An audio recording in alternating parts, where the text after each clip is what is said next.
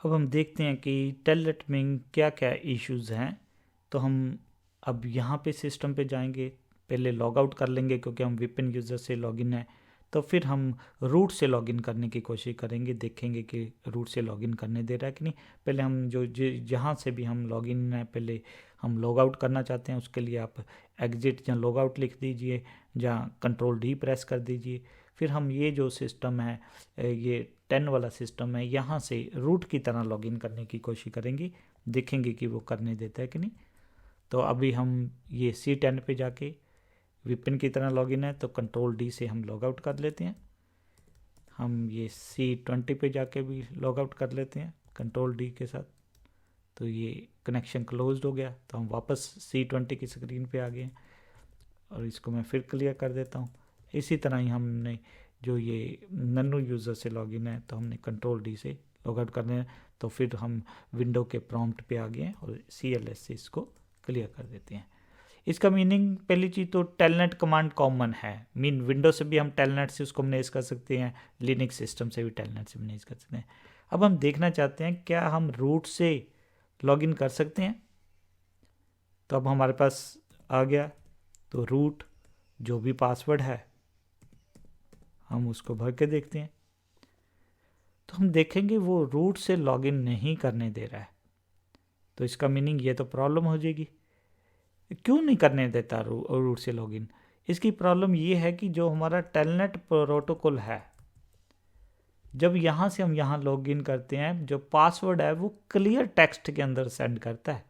Suppose यहाँ पे एक और हमने C40 सिस्टम लगा रखा है, जहाँ पे हमने wire shark tool, packet sniffer tool है, या can and able packet sniffer tool है। अगर वो लगा रखे हैं तो उन्होंने जो टूल्स क्या करेंगे, ये ट्रैफिक को कैप्चर कर लेंगे और ये यूज़र नेम और पासवर्ड भी कैप्चर हो जाएगा। और अब अगर हमने रूट से लॉगिन किया, अगर ये अलाउ करेगा तो रूट का पासवर्ड भी कैप्चर हो जाएगा। इसलिए बाय डिफ़ॉल्ट आपका जो है बाय डिफ़ॉल्ट टेलनेट आपको डायरेक्टली रूट से लॉगिन नहीं करने देता है, ये ध्यान रखना है।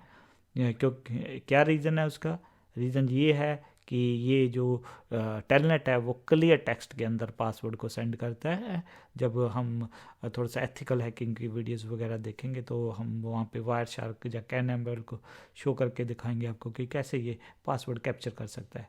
तो इसलिए हम टेलनेट रिकमेंडेड नहीं है, इसलिए वो अलाउ नहीं करता रूट से। बट स्टिल हम क्या करना चाहते हैं, यहाँ से रूट की तरह लॉगिन करना चाहते हैं। तो हम देखते हैं कि इसका क्या मेथड है, कैसे हम करेंगे। तो उसके लिए हम क्या करते हैं, सबसे पहले हम नॉर्मल यूज़र की तरह ही लॉगिन करते हैं। जैसे नॉर्मल यूज़र कौन सा हो गया, विपिन, पासवर्ड 1। अब ये पासवर्ड तो चला जाएगा, और ध्यान रखना है पासवर्ड आपने बहुत बड़े बड़े रखने हैं। अब हम विपिन की तरह लॉगिन है, बट कुछ हम जो काम की चीज़ें नहीं कर पाएंगे, तो उसके लिए हमें फिर क्या करते हैं, स्विच यूज़र एक कमांड यूज़ करते हैं। हम कह रहे हैं कि हमें स्विच यूज़र, अब हम जब पासवर्ड रखेंगे तो अब हमें उसने किसकी तरह लॉगिन करने दे दिया, रूट की तरह लॉगिन करने दे दिया।